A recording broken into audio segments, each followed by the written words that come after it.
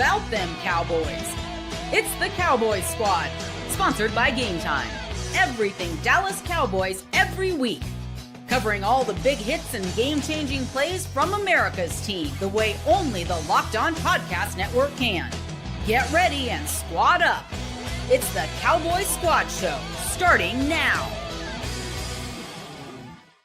That's right. Squad up. You got to squad up, right? Especially with the NFL season set to kick off 1 week from tomorrow. Not that we're counting. It is an off day today for the Cowboys, but not for us with the season opener coming up, as I said, with the Eagles a week from tomorrow. Before that, we have another edition of the Cowboys Squad Show. Today's episode is brought to you by FanDuel. Right now, football season is around the corner. Visit the FanDuel app today and start planning your futures bets now. Like right now. Not now, but right now. We start with a welcome to the co-host of the daily Locked On Cowboys podcast, Marcus Mosher. Marcus, great to see you. Crushing it every day with Landon McCool. And over there in the corner, the one and only, the coach, Glenn Stretch Smith. Coming up on the show today, we've got the very latest with the Cowboys. The 53-man roster is set for now. They're working on the practice squad, doing all kinds of things. They're going to come back to practice on Friday.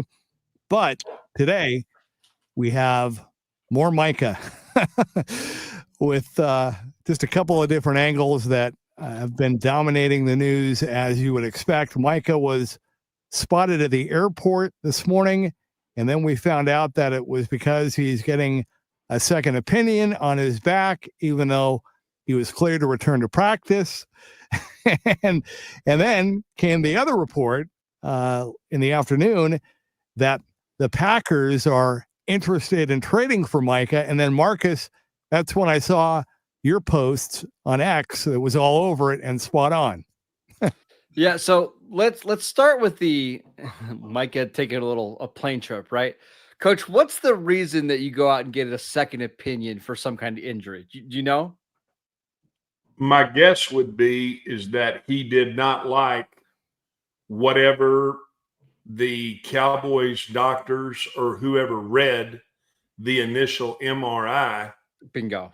He didn't like that. Now, what I don't understand is to share the MRI with whoever your people are. Why do you need to go get another MRI? And this is where we get into the position now where we're playing a game, right? Well, my dog's bigger than your dog because I fed my dog kennel ration and you fed your dog Old Roy. And okay, well, we're going to go a different direction here. So yeah, I mean, you go get a second MRI when you don't like the first one. Exactly what you said, right? But what did we hear from that first MRI? What did Brian Schottenheimer say? It came back clean and he's ready to practice. Right. And then he challenged him to practice, correct? He came out and said, "Hey, I'm ready to see him get ready to go for game one." And he put the pressure on it, coming out and saying, when they asked him, "Do you anticipate him being ready for game one?" His response was, "Yeah, I expect him game one." So I'm guessing, again, I wish I had my tinfoil hat. It's somewhere around here. My guess is that Micah is trying to find a doctor that'll give him a different diagnosis with the back injury. And it doesn't have to be serious, right? Like maybe some doctor that says, "Hey, he has a tight back. It shows up on our MRI," right? That would give him some leverage to potentially sit out games if it came to that, right? I think the fear is that because the Cowboys put it out that the MRI was clean, Micah doesn't have an excuse to sit out. If he sits out, he forfeits a game check, and a bunch of bad things can happen at that point. I'm guessing that David Mulligetta, and again, tinfoil hat Marcus here, they're trying to find somebody that'll have a differing opinion so they can create a little bit of leverage here. Is that like one of those situations like when you get in a car accident and your attorney sends you to a doctor and all of a sudden you have all these exactly issues. A little bit like that, right? But so I think this is all just a leverage play. And honestly, I hope it's that and not some kind of serious back injury that he just can't get figured out. But I do wonder, Coach, like the next step of this, right? Let's say Micah finds a doctor that says he's got a back injury. What do you think the Cowboys are going to do? They're going to say, well, hey, he didn't suffer that back injury practicing for us. He hasn't practiced, right? He did it away from the facility. So that's a non-football injury. You're going on a list. You forfeit that money. It just seems like we're heading down a really messy road with the Cowboys like the Parsons. That just didn't need to happen. And there's no question. That's exactly what happened, is that when he came out and he laid on that table, he just drove the car in the ditch. He didn't pull it over. He's put it over in the ditch. And now it's in the ditch, and the Cowboys have tried to get it out of the ditch. And now he's saying, I'm gonna go over here and put it in the swamp. I mean, we're gonna make this thing as messy as we can make it. And so, I mean, I don't like the direction this is headed. I don't like heading into playing last year's Super Bowl champion and having to deal with guys in Dallas chasing airline tail numbers around to see where the airplane's going. Yeah. This feels like free agency back in the early 2000s when I was tracking Jerry Jones's plane to see if he was going to sign Aiken Adele. Do you remember Aiken Adele all the way back? Yeah, it's not fun. And one of the things, Coach, that I've seen over the last 48 hours, and again, I don't know whose fault it is. I don't know. I'm starting to see more and more Cowboy fans turn on Micah Parsons. And I don't know if that's necessarily fair. I think it should be more being upset with the agent or being upset with Jerry Jones. But it feels like the closer and closer we get to the season, it's not so much Cowboy fans are mad at Jerry Jones. They are, but it's now, hey, Micah, you talked about how you only need to get paid $30 million. Why are you wanting to get $45 million now? You talked about how, you wanted to be a better leader now that DeMarcus Lawrence has left, and now you're laying on the table and you're holding in from practice and you're doing all these other things. It just seems like if we get to week 1 and Micah Parsons doesn't play, I think you're going to see a lot of Cowboys Nation really start to get uneasy about this whole thing. Well, and they should. I mean, you've got reason to be upset. I mean, there's reason to be upset at Jerry for how he's handled this, and there's reason to be upset at Micah for how he's handled it. So, as the Cowboys Nation teeters on what's going on here, there's enough blame to go around for both parties. And look, I've said this 1,000 times. Micah Parsons is a generational player, and Jerry Jones made him an offer back in March that he felt like was more than fair at that time. They shook on the deal, and now you got a standoff. And I don't believe, from the look on Jerry Jones's face, I don't believe he's given in, and certainly it doesn't look like David Mulugeta and what he's trying to do and what he's wanting to get accomplished with his client.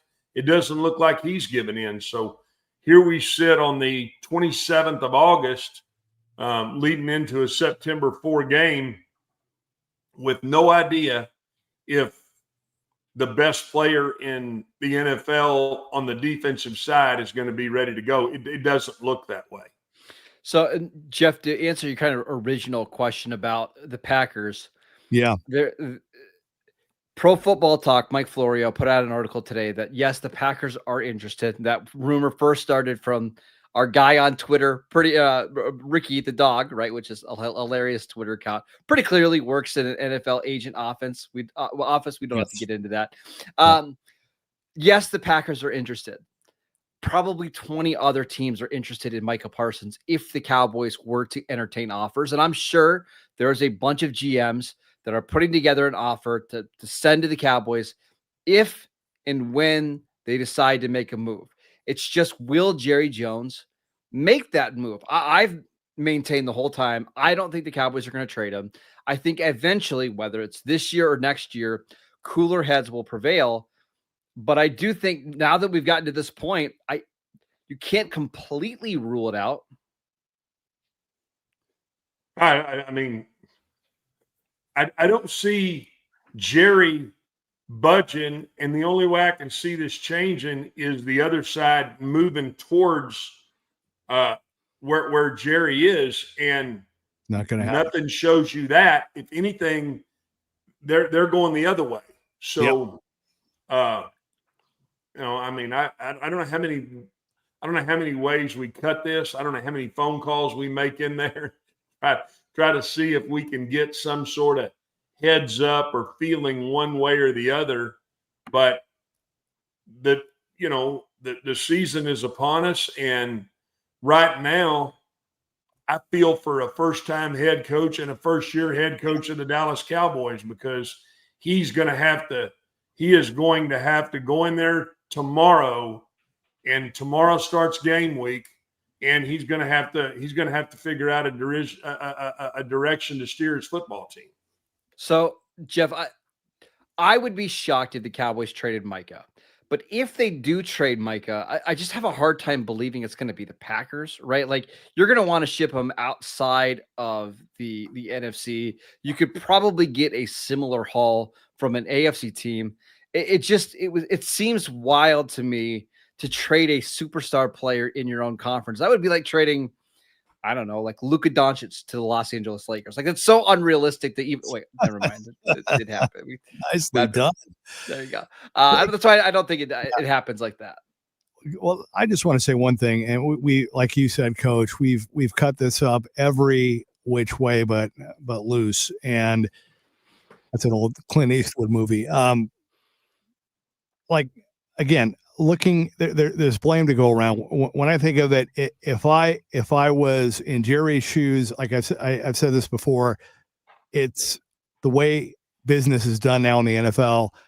Star players get special treatment, and you take care of them, and you got to know that a player of his caliber is gonna top the market. I mean, that's for everybody, not just Jerry, not because he's Jerry and the Cowboys. I mean, that's a slam dunk.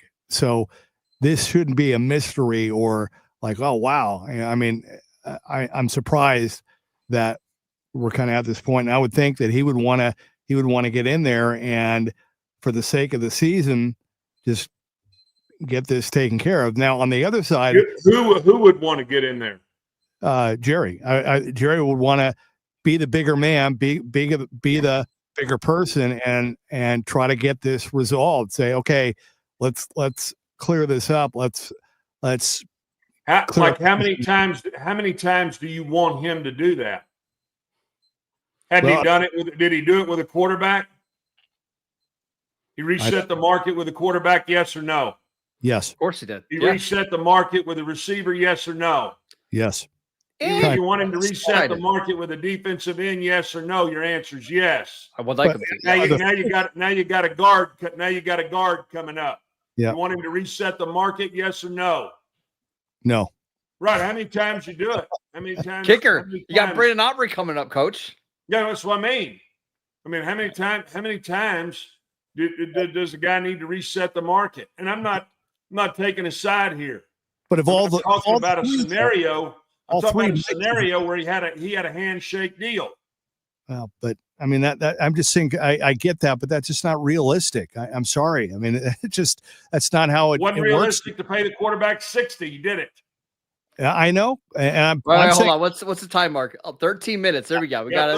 13:47. Stick that up your yang too. Because at the end of the day, how many times you want him to do it? I'm just asking. All three, I would say Micah is more deserving to be at the top of the list than the other two. I'm not arguing that. It's not that isn't the point. So let's talk about what's the ceiling of the football team. Let me ask you that. What is the ceiling of this football team? Don't catch lockjaw. What's the ceiling of the football team? 9 wins, 10 wins? No, I think it's higher than 9. I think you can get to 11. So you're talking about 11 wins. When you're talking about the ceiling, everything goes the right pie in the sky. Yeah, I think you get to 11 wins. Okay. What's floor? 6, 7. Okay. So you're saying this guy makes a 5-win swing one way or the other. Does 11 wins get you in the playoffs? Probably. Yeah. Should. Well, there's your answer. I mean, I understand the coach. I don't believe it's 11-win team. They're 8.5 in Las Vegas. So if you believe they're 11-win team, get the hell off this podcast and go turn your pockets inside out. Tell them to kiss a rabbit between the ears. Drop all the money on the over. Yeah, make sure you're using that FanDuel bonus Locked On NFL to get $5, $30, or excuse me, $300 in bonus bets on your first $5 bet. I mean, if that's really what you believe, I mean, this is we're talking about now a slam dunk. No, we said the ceiling. Like if everything goes right, scratch and sniffs, you're all in at 11, and it's I said half is the number. I said, if everything goes right, if the receiver works out with Pickens, the offensive line's good, it's not hard for me to squint and see them getting to 11 wins. Do I think that's the most realistic number? Probably not, but I think double-digit wins could happen. All right, that's all. So that was one part of it. The one part is Jerry's part. Okay, now on the other side with Micah, I mean, to me, I'm looking at look. You're under contract, dude. You're going to get paid. You're going to be the highest paid defensive player in the NFL. Not a matter of if, but when. So, look, for me, I would be okay. We did this. I'm here. I'm showing up. Practice on Friday. I'm focused on football and ball out and let my play do the talking, because the game, as you alluded to, Marcus. It's ugly, and it doesn't make him look good. It's not having the effect or the results that I think he might think it will. I say that not criticizing. I'm saying that as somebody that respects him, and I think this road that he's on is not good. That's why I don't understand why they can't meet in the middle. Let's say Jerry offered 41, just for argument's sake. Micah wants 45. Why not just meet in the middle at 43? Stop this negative PR press on both sides and just get on the field. I mean, you're right. Micah's going to get paid, whether it's this year or next year or the year after that. Why not get it done? And honestly, get the contract done sooner so you can hit free agency again and double dip here. I don't know why we haven't even had these conversations yet between the two sides. It is getting a little ridiculous. All right. Well, we'll leave it there for now until the next page is turned, and we'll find out. I guess we'll find out more Friday, right? I mean, let's just real quickly before the break. So yeah, he's either going to practice on Friday or he's not. If he doesn't practice on Friday, I don't believe he plays in week 1. Yeah, I'm with you. Okay. I want to ask about practice, and also we want to look at the roster. We'll do that. We got a lot of people jumping in with their comments, a lot of people watching live. We appreciate that. This is the Cowboys Squad Show. All right, and we got to talk about what they're doing at FanDuel. And where did that go? All right, well, that's on me, but I'll say this, that FanDuel, the NFL season is almost here, and FanDuel is making sure you're ready for kickoff with a can't-miss offer. Right now, new customers can bet just $5, and if your bet wins, you'll get $300 in bonus bets to use across the app. So if you're ready to play, download the FanDuel app now by visiting FanDuel.com to get started. That's FanDuel.com to place your first $5 bet. It's quick, it's easy, and the best way to add a little more energy to Sundays. FanDuel.com to place your first $5 bet. Okay, Cowboy Squad Show. Marcus Mosher, the coach, Glenn Stretch Smith. All right, so the Cowboys are going to return to practice on Friday. And is it just me, but they get 3 days of practice, and that's pretty much it before the opener against the Eagles. I know they've had training camp, but it doesn't seem like a lot. It does feel like a little bit of a weird schedule. Like the Eagles were out practicing today. Now they have the benefit of not having to travel, the week of the game, of course, because it's in Philadelphia. But yeah, it's a normal week where you have Wednesday, Thursday, Friday to get ready. My guess is that we're going to see some pretty physical practices to open the week. But it's going to be interesting. They've got a lot of moving parts here between some new guys on the roster. We'll see if Micah practices. We'll see what the running back situation looks like, whether Jaden Blue is going to be ready or not. It's a big week for the Cowboys to get ready for that first game of the season against the Eagles.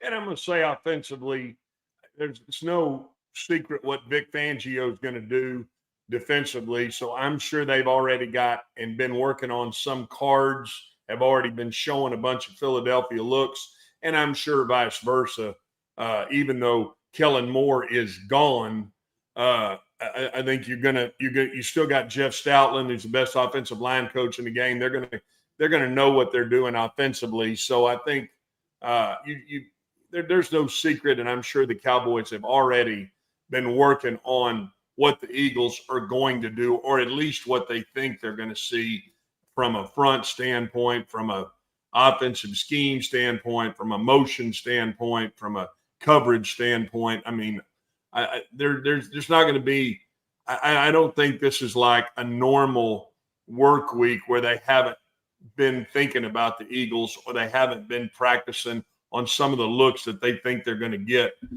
next Thursday night. Coach, I want to ask you something. Dak Prescott was talking about the offense being very vanilla in the preseason. He said that was on purpose. That was by design. They didn't want to show anything. They're going to open things up when the season starts. How much do you buy that? Do you think that's actually the case, or do you think that's just the quarterback wanting to try to build some anticipation here? Oh, no, I think they probably, have not shown, shifts and motions and things that maybe they want to do. But I mean, you think Vic Fangio hadn't seen every shift or every motion or every kind of whatever you could do? I mean, he has. So what they're trying to say is we're not going to give them a bunch of things to work on. We're not going to show them, even one or two cards in our hand. And so we're going to, we are going to stay pretty vanilla with it. And, but it isn't like you're going to come out next Thursday night and Vic Fangio is going to be scratching his head thinking, wow, man, this is some revolutionary offense I've never seen. That's not going to happen. It's not like when the Dolphins unrolled the Wildcat on Bill Belichick and he had no idea how to stop it. Like it's not going to be like they're that. Not coming in right. And they're not going to come out. Dak's not going to come out running the wishbone and opening it at 2:00 and riding, deciding, and the tight end's not going to be red ass blocking the safety. And no, but I do wonder what the game script looks like for Dallas. Like I wonder, because the run game still has a lot of work to do. Like, do they just come out and just throw the ball like crazy, like we saw in the preseason, where it's like 8 straight passes to open up the game? Or do they really try to establish the run early on to try to milk some of that clock, to try to keep Dak upright with who knows who is going to be at left tackle, either Nate Thomas or Tyler Guyton? Like, that's the part that I'm fascinated by, is what is Brian Schottenheimer in his first game as a head coach play caller? What does he have up his sleeve for this game against the Eagles? Yeah. Do they win the toss? I mean, do they defer? Do they want the ball? I mean, I kind of joke about that a little bit. The Eagles score first. Is it 7-0 when he gets the ball? Is it 3-0? I mean, I think my gut feeling is that if you look at what they did from a roster standpoint, they really want to control the clock offensively. They want to hammer it in there, and then they want to take some shots, because that's what I think is going to be their bread and butter. They're going to want to throw the football up to Pickens with some 50-50 balls. They're going to want to see CD, get loose on the backside post. They're going to want to see some things. And so do I think he's going to come out and throw it 8 times in a row? I don't. Do I think there's a possibility that he could come out and just run it and if it's not happening, beat his head against the garage door? I don't think that'll happen. So my gut feeling is that he's going to come out and try to shift and motion some things and see if he can get them out leveraged and see if he can get some runs to then play action the football and then settle into the football game. And honestly, I think it's going to be a lot of hey, First play of the game, jet sweep to Cavante Turpin, then a screen, and then an inside run. Like just a lot of different styles of runs and short passes to kind of open up that deep game to George Pickens into CeeDee Lamb. But we've seen in previous years, like I remember that Tampa Bay, I think it was 2022, maybe it was 2020. Yeah, 2021. Dak Prescott just came out throwing. They thought, hey, we know it's going to be a struggle to run the ball. Let's just throw the ball all over the field. It almost worked. They almost won that game.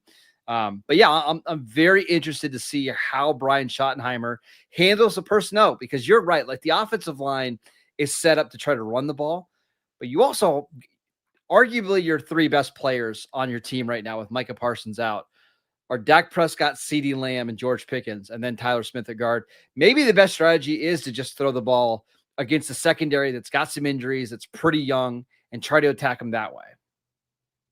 Yeah, I mean, you could sell me that. You could also sell me the other side of it, which is, do you think that Dallas is going to be able to stop the run? Do you think Philadelphia is going to load up and just hammer them running the football?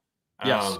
You know, with their injuries that they've got at receiver. So, well, I would say AJ Brown, Devontae Smith, they both practiced today. Landon Dickerson, who is dealing with a meniscus injury, he also practiced today. All three of those guys are trending towards playing. It's going to be a tough one for the Cowboys defense with or without Micah Parsons. I agree.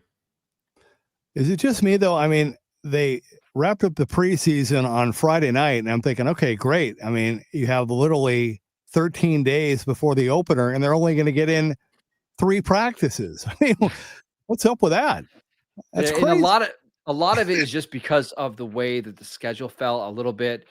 You also have these roster cut downs, and it's really hard to practice when you're cutting guys and you're waiving guys, and you don't know who's going to be on your roster and on the practice squad. But yeah, it is weird the way that it worked out a little bit. And it's hard to practice when you don't have guys, right? They had to get guys back. You got to bring guys back in to practice, or you're practicing ones-on-ones when it's only 53 out there. Yep. All right.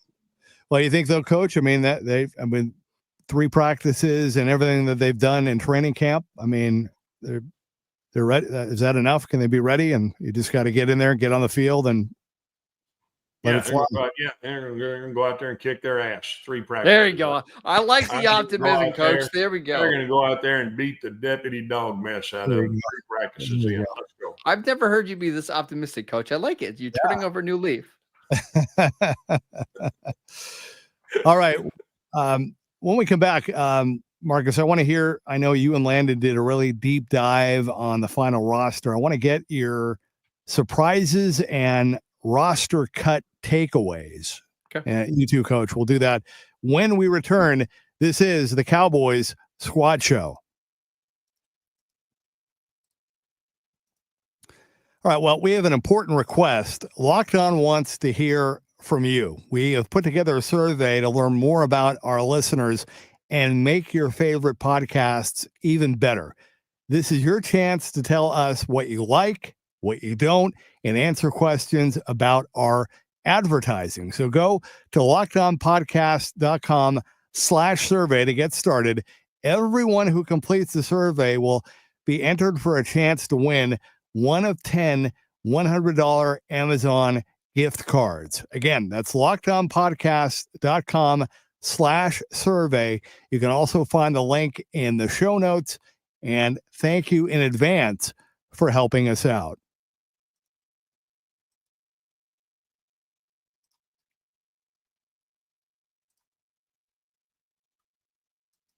There we go. This episode is presented by Yahoo Fantasy. The NFL season is right around the corner, and you can feel the buzz. Fantasy football season is here. Everyone's researching, drafting, and building their championship squads. If you haven't joined a league yet, now is the time, and it's all happening on Yahoo Fantasy. Yahoo Fantasy is loaded with fun ways to compete and brand new features that make the game even better. Now, if you don't have a crew, no problem. You can join a public league. That is the easiest way to play. If you want to play instantly with friends, you can try the new draft with friends mode. I mean, they got a lot going on. It's all at Yahoo Fantasy. The NFL season kicks off on September 4th with the Cowboys and the Eagles. So don't wait. Start your league now. Draft at yahoofantasy.com/LockedOnNFL. That's yahoofantasy.com/LockedOnNFL. Cowboy Squad Show, the coach, Glenn Stretch Smith, and Marcus Mosher, the co-host of the daily Locked On Cowboys podcast. All right. Yesterday was roster cut down day. The Cowboys and everybody else had to get the rosters down to 53. Marcus, what were your roster cut surprises for the Cowboys? Well, first of all, just at the very top, I think a lot of people forget how big of a percentage the plays are in a game are just special teams. Like if you look at percentage wise, you have average about 120 plays in a game. About 25 of those are special teams plays. And I'm not great at math, coach. I have a degree from Edinburgh University, but I believe that's like 21%, which is a pretty big amount. And so your roster kind of needs to reflect that. And that's why guys like CJ Goodwin, who don't play, he doesn't play on defense, he doesn't play on offense. That's why he makes the team every year, is because he's so good on special teams. And it's why someone like Ryan Flournoy makes the team over Trayshawn Holden, because the Cowboys love what they saw on special teams from Flournoy. So I wasn't surprised to see them go a little bit deeper, with the corners, keeping CJ Goodwin. But that is something I just want to have everybody keep in mind when you're building these 53-man rosters. It's not necessarily who are the best wide receivers and defensive backs. It's who can help us on game day fill out those special teams roles. Right. And literally it's how many receivers, how many running backs, how many defensive backs. I mean, you're constantly moving guys around when you're talking about how you're going to move on from certain guys. And then you're looking throughout the league to see if someone else may cut someone loose, and could you replace the guy that you may be keeping? I think this jockeying of the roster will continue for the next really 36, 48 hours. I think you're going to see still some guys moving in and out from what they want to do, because you watched the same preseason football I watched and you saw they were not very good at the bottom of the roster. So being able to move guys around and turn the bottom of the roster is something that Will McClay and the pro scouting department constantly have to be doing and taking a look at. And so I don't even believe today that this roster is necessarily set. I probably think the best thing you could do would be to call Mike McCord and see which guys get which numbers, because then you'd have at least some idea of guys that you think are going to stick. Yeah, and another surprise for me, we saw Zion Childress, the safety nickelback from Kentucky, make the initial 53-man roster.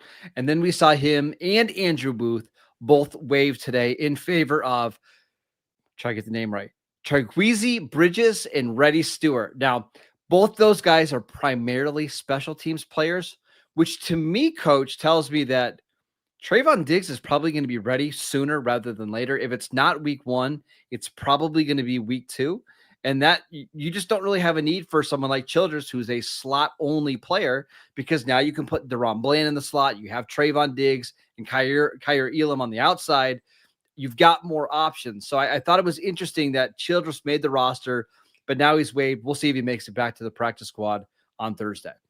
Well, I think that's the key. I mean, they want to put him back on the practice squad, so they're kind of rolling the dice a little bit here, thinking, okay, Eberflus had some background with the kid that they got from Minnesota, and okay, maybe they had a big grade on. I'm not even going to attempt with my Texas accent to say his name, but try Zeke Bridges, I believe.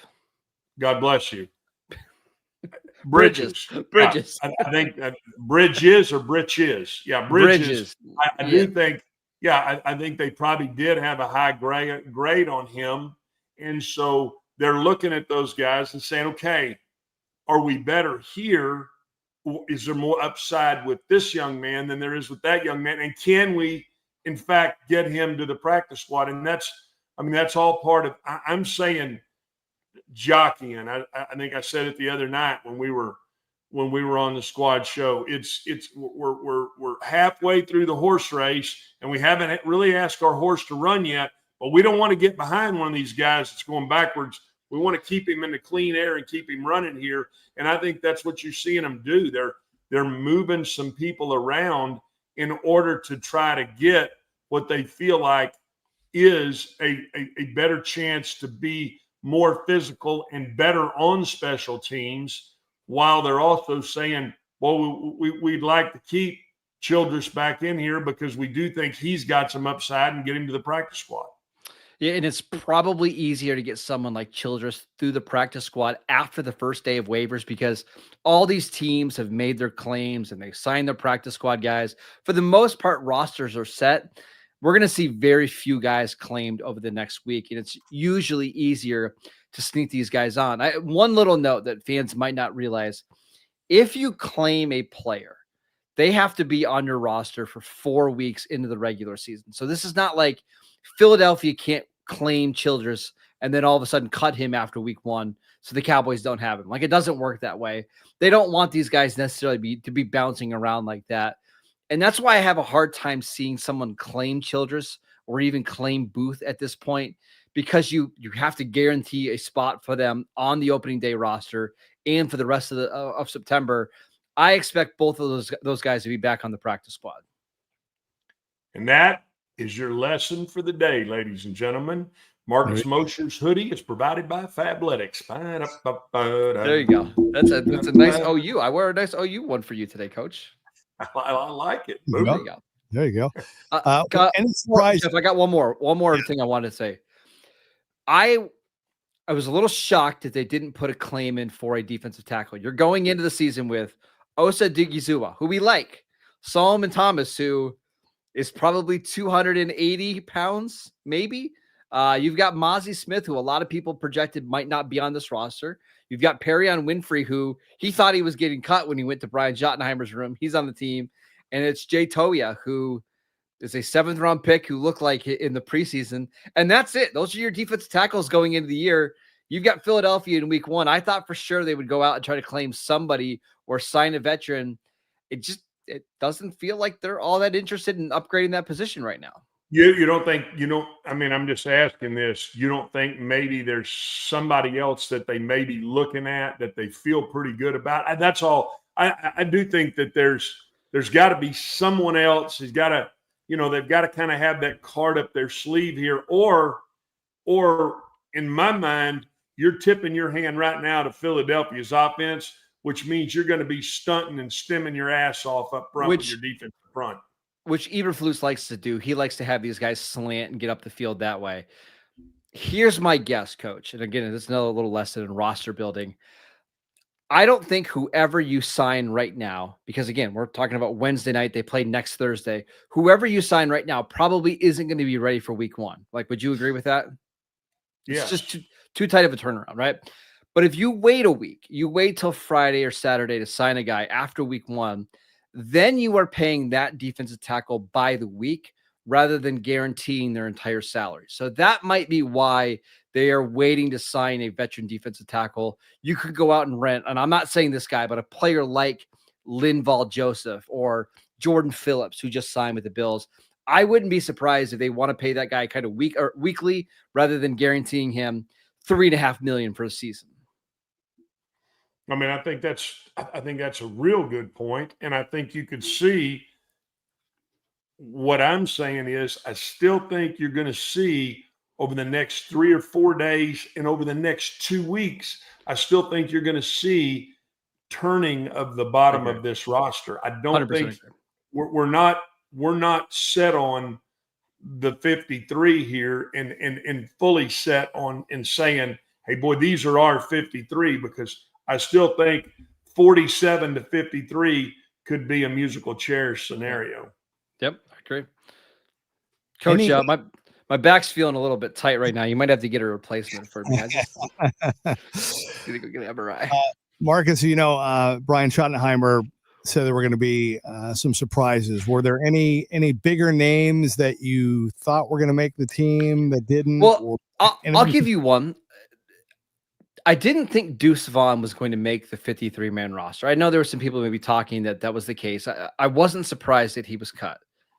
I was surprised to see him not on the practice squad. They actually signed Malik Davis on the practice squad instead of Deuce Vaughn. Same with Israel Makamu. Like, I thought Makamu had a chance to make the 53-man roster. He cleared waivers. I just assumed he would be on the practice squad, and he wasn't. The Cowboys did not sign him, which tells me that they were kind of done with both guys and they're ready to move on. Or in maybe the case of Deuce Vaughn, like, he just wanted to go see if he could catch on somewhere else because it clearly wasn't working. But I think Vaughn not even being on the practice squad is surprising to me.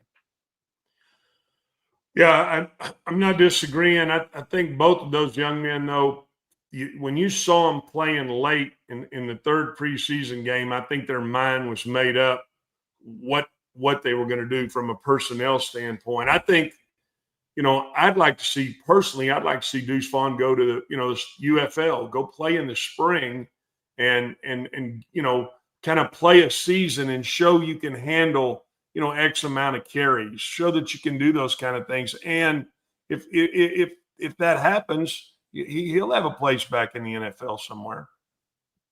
Yeah, I would agree. All right. But aside from that, though, you're pretty much things went the way you thought they would go. Well, I think if you follow this team somewhat regularly, you could probably get 47, 48 of the 53. It just comes down to the last couple spots. Like, I think by the end, nobody was surprised that James Houston made the roster. I don't think anybody was necessarily surprised that Perion Winfrey made it. I think Ajani Cornelius, the Cowboys' 7th-round pick from Oregon, played well enough in the preseason to make the team. I think it was pretty chalk.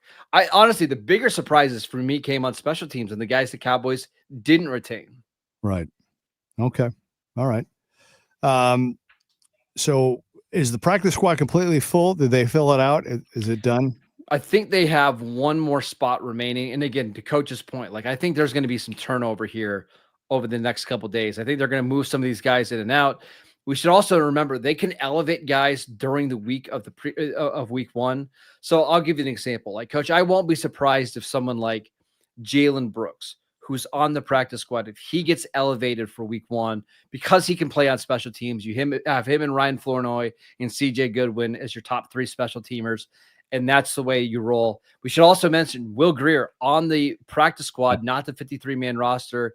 But the NFL has also changed some of the practice squad rules where a quarterback like Will Grier can dress and not even be part of the active 46 players on the team. Correct. That's a good point. And then how do they do the numbers from an active inactive standpoint? If they were to bring Brooks up, then they could start toying with not carrying as many running backs, say, as they have. Yeah, and maybe someone like Jaden Blue doesn't play in week one. He's missed so much time over the last couple of weeks. He's dealing with an ankle injury. Maybe you keep an extra receiver active to help on special teams, or however you decide to do it.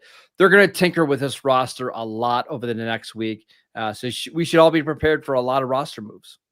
Yeah, that's the whole point I'm making is don't get set on the roster today and jersey numbers and all that, because I do think you're going to see that 47 to 53, that 6 to 7 man end of this roster. They're it's going to be like a blender. They're going to be moving them in and out. All right. When we return, I want to ask you about 2 players specifically, and we'll have some final thoughts, and also just kind of look ahead. I think with practice coming up on Friday, we'll have even more questions answered about where guys are at. But I want to get your thoughts on 2 players, and then kind of look ahead to what you and Landon have coming up on the Locked On the Daily Cowboys podcast. We'll do that coming up. This is the Cowboys Squad Show.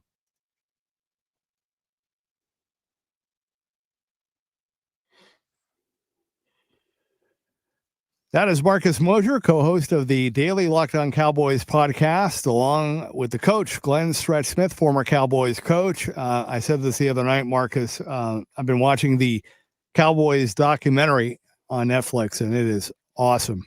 It's really, really well done. Really enjoying it. Can't wait to get to finish it over the weekend.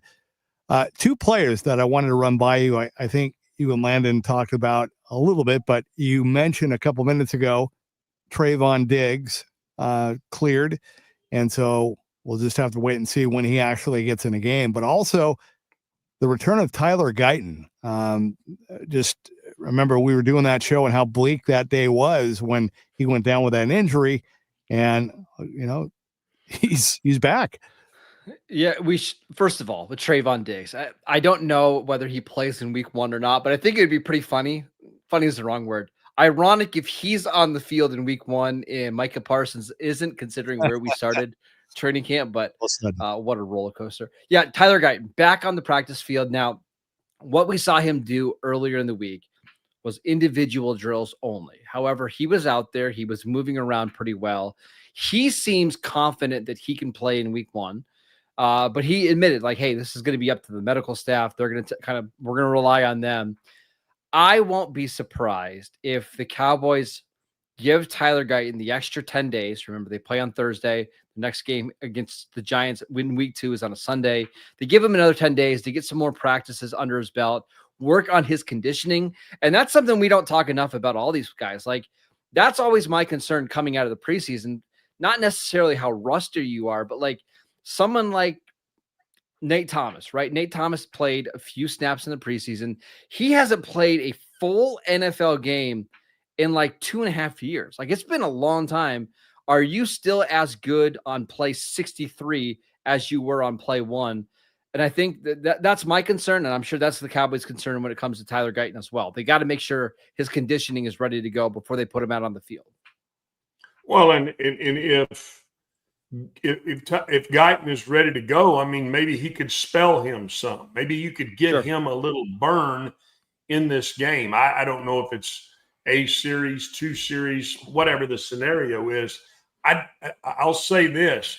I don't like that the Cowboys starters got no burn in the preseason. I don't like that at all. I don't like the look of it. I don't like the feel of it. That's just my feeling. You can control, and you can say, well, we didn't want to get Dak hurt. And we don't do this. So you know what? You can control throwing some quick game and doing some things. But I'm talking about just getting 6, 8, 10, 12 plays in a game where you get a little burn matters in the preseason. And we'll see if you talk about being rusty. I mean, I could see it. I could see it, and we're not talking about the little rabbit that runs around at the Greyhound track. Not that rusty. I'm talking about rusty like you haven't been in a game, and including the quarterback. I mean, played football since what, November of last year? Is that right? Yeah, it's been a while. Yeah. I mean, he hasn't seen full speed looks in a while. So I think rusty is a good. It could be a little. It could be a little rusty early in this game. I'm just hoping this game is competitive to like halftime, at least. That's my fear, Coach, is that this thing gets a little ugly early, and Lane and I are jumping on the podcast at, midway through the third quarter. No, but I will say the only other thing that, I don't know if it helps, but Philadelphia also didn't give their first string offense or defense any burn. So I think we're just likely to see some pretty sloppy football, not only from the Cowboys and Philly in week 1, but Coach, I'm sure you see this across the league. Like, the first 2 weeks of the regular season look like glorified preseason. Like, we're going to see some ugly, ugly football. So I don't think we should overreact based on anything we see in week 1. We see fluky stuff happen in week 1 all year long. But if the Cowboys come out and lay an egg and they look flat and they don't look ready to go and they look slow, I think that's when I'll be a little upset, because some of that's preventable.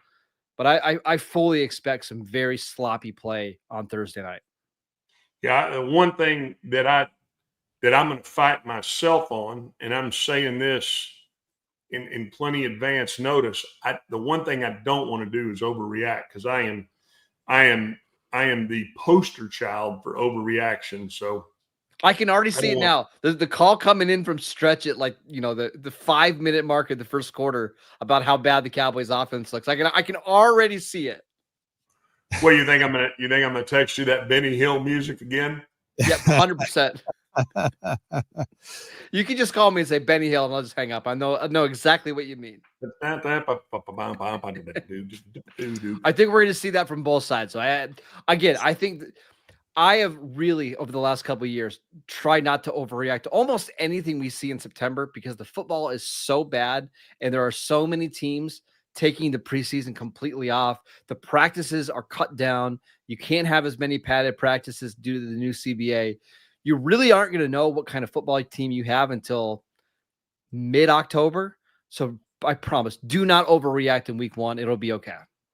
And you know what I'd like to know is, and I know you keep up with these from a stat standpoint, but like how many really bad interceptions are thrown week one where, they think the window's there and the window's been there in joint practice, and all of a sudden the safety goes, just picks the ball off. You're like, yeah, the speed of the game has picked up, and it's going to take some time to adjust. So I do agree. I almost want to say, like, are the Cowboys going to treat this like their real preseason game right here, knowing what they're dealing with? All right, Coach, I got a very important question for next Thursday night. What's the setup going to be at your house while you get ready for this game? Are you ordering food? You grilling? What's the plan here? It's a little early yet. You got a week. You got to start preparing. I'm more of a reaction guy. I don't know right now. It depends on like Monday night when I'm watching Belichick take on TCU. Like, what did I do Monday night? Gotcha. And then how am I gonna react to that? So yeah, I don't know. I'll let you know though. I mean, I probably, if I had to guess right now, it might be like maybe like Wingstop's what I'm thinking. Okay. I'm thinking. Nice. All right. So remember, we got a long season ahead of us. We've got lots of football this weekend. Got to pace yourself, right? You can't overdo it in week one. We'll never make it to the end of the season. Oh, 100%. I mean, what you're doing right now is you're saying I need to go to Walmart and get the big deal of Tums so that you don't have to just take them out of the roll. You can just dump 4 or 5 in your hand. Perfect. There you go. I can dip them right in my queso. I'm good to go. There you go. That's it. You go to your church and I'll go to mine. I meant to ask you, Marcus, what did you think of the Awesome Richards trade? Yeah, that's a good one. We didn't talk about it. It became pretty clear in the preseason that he wasn't one of their top 8 offensive linemen. You have your starting 5. You got Nate Thomas, who they pretty immediately gave that left tackle job to once Tyler Guyton went down with an injury. And then you have Brock Hoffman and TJ Bass. So those are your top 8. Those are going to be the 8 guys that are active every single week. That 9th offensive lineman is where it got really interesting. You've got Awesome Richards, who is a smaller, more athletic guy who's played guard and tackle. He prefers to play tackle. He prefers to play guard, but he's actually better at tackle. And then you've got someone like Ajani Cornelius, who under rookie contract, got 4 years left on his deal, played pretty well in the preseason. I think it was as simple as, we don't think you're one of our top 9 offensive linemen. You're not a great fit in this scheme that's going to require a lot more man blocking, gap blocking. And if we can trade him for an asset, which they did, they traded him in a 7th round pick for a 6th round pick, I think you do it. And I think this just opens up more snaps for guys like Cornelius if and when they become available. So I wasn't surprised to see him get traded. A little surprised to see him get traded to the Saints, though. I don't know that it's who it's to. I mean, if you look back last year, I mean, Awesome Richards did some good things last year during the season. So I could see him warrant a little value. And then, you pointed out and did a heck of a job of pointing out when you put the stuff out there on the Oregon kid, because I do think that he he showed he's got balance for a big guy. And when you can do that and you're not falling on the ground, you're not top heavy, you can stop a bull rush. I mean, those things are what you look for, especially in a first-year guy that's got ankle flexibility, who can sit down and again, stop that guy, bullying him. I think, and that's exactly what we saw out of Booker, but Booker's a first-round draft pick. Cornelius is a 7th, but they showed some of the same characteristics. So it didn't surprise me that they kept him and that they like what they see in him. I wouldn't be surprised if they try to do right by the player a little bit, because I wouldn't have been shocked if they would have stashed him as like the 10th offensive lineman on this team, but he was never going to play. Now they traded to the Saints, who literally do not have a backup tackle that is healthy on the roster. Like, Awesome Richards is their swing tackle as of this moment, and they've got injuries all across their offensive line. Landon Young, Trevor Penning. Like, there's a chance that Awesome Richards is like starting in week 1. He just was never going to get that in Dallas. So Richards seems like he's been a really good soldier. He seems like a great dude. They send him somewhere where he's going to have an opportunity to play and maybe earn another contract down the road. And if there's one place that this football team is rich and has depth, it's offensive line. They have done a damn good job at putting together an offensive line. I mean, I can tell you that. I mean, you look at the front 5, and then they've got depth. I mean, and they've got depth that's played.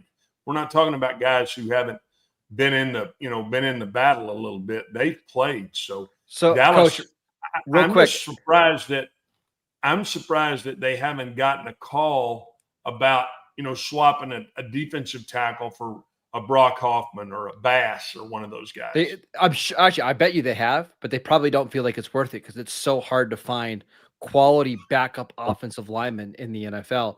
I did a little article today for the Landry Hat. Can you guess the average age of their top 9 offensive linemen, all the guys that made their 53-man roster? What do you think the average age of the offensive line is right now?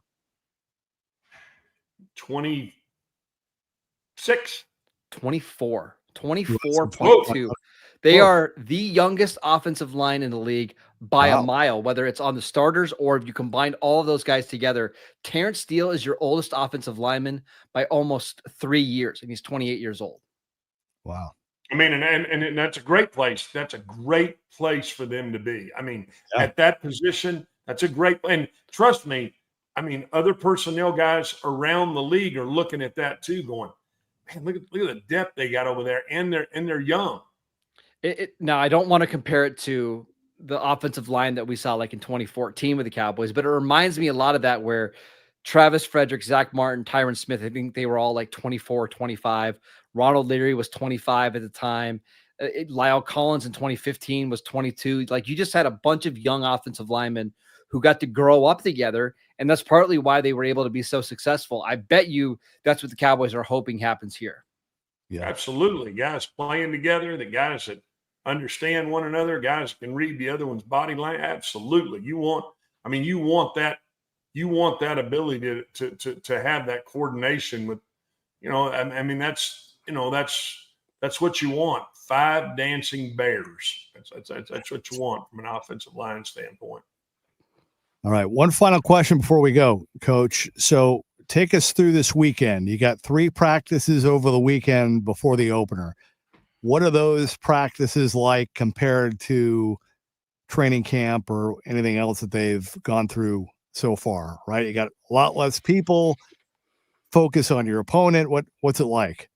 It's a dial in situation. I mean, you're going to start with a team meeting, and you're going to start by saying, here we are, men, and we know what the goal is. And I could see our first-year head coach challenging his football team to say, we're going into a hostile place to play the defending Super Bowl champion, and you start getting yourself dialed in. And then, then the meeting breaks and the offense goes and starts putting in exactly what they want, and defense starts putting in what they want. You have your walkthrough, and then you have your practices. This is what I'm telling you, though, is because they've had so much time, this will not be an introductory offensive and defensive meeting like it would in a normal week. They've already put in what they want to see and how they want to see it, and they've already practiced it. So this is just going to be a really what I think is get your mind right and knowing I can't think of a tougher place to go play than Philadelphia. I mean, it's just the whole thing. It's a tough city. It's a tough place. And you fly into an airport and you look over there and you see those ships and mothballs. It is a mental mind blow when you go into that place. We went in there one year. It was on a damn trash strike. They hadn't collected the trash in about 2 weeks. I'm not kidding you. I saw a rat. I bet that thing weighed 18 pounds. I was like, oh my gosh. It messes with you mentally. Jeff, I thought you were asking what we're doing this weekend. I was going to say lots of golf, some college football, Texas, Ohio State. That's what I'm planning on doing this weekend. I don't know what the Cowboys are doing, but that too. All right. Well, enjoy and have a great Labor Day as well. And when we return on Tuesday, we're going to have a lot more to talk about. But what do you and Landon have coming up the rest of the week? I'd like to talk about a Micah Parsons extension. I'm crossing my fingers that happens. That would be a really fun show to do at some point this week. But no, we'll continue to talk about all the roster moves the Cowboys made, what we anticipate happening next, what the schedule is going to look like. We'll get you ready for week 1. It's not that far away. All right. Well, we look forward to that. In the meantime, thank you to everybody that was watching with us live. Thank you for all of the great comments. Stephen White, Pick and Pop, Sweet Zeke, Quasi, Blake, the whole crew getting in. We appreciate you very much. Enjoy the weekend. Happy Labor Day. We'll be back with you on Tuesday. But before that, be sure and check out the daily Cowboys podcast with Marcus and Landon. Coach, have a great weekend. We'll do it again Tuesday. For Marcus, the coach, and Landon, this has been the Cowboys Squad Show.